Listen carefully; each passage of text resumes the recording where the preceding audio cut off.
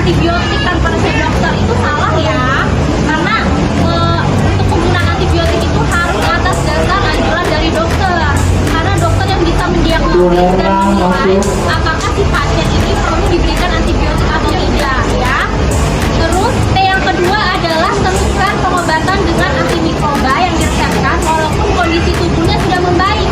Jadi misalnya ibu diresepkan antibiotiknya oleh dokter, terus dapat antibiotik dari farmasi, setelah sampai di rumah diminum nih sekali, 2 kali, 3 kali, udah merasa baikan, terus ya udahlah antibiotiknya dihentikan aja gitu.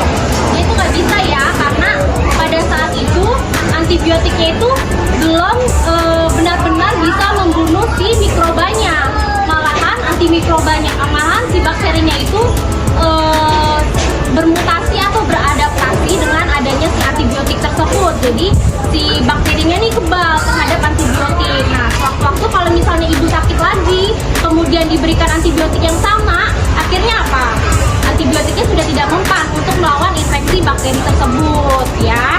Jadi jangan sampai nih kita dapat antibiotik terus gak dihabiskan, malah disisain buat persediaan nanti kalau sewaktu-waktu sakit lagi. Ya itu nggak boleh ya.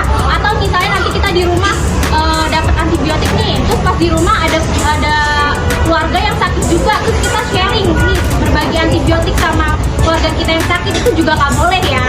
Jadi dokter itu hanya meresepkan antibiotik untuk satu individu atau untuk satu orang, itu harus dihabiskan ya. Jadi tidak boleh disisakan atau tidak boleh dibagi dengan orang lain. Terus yang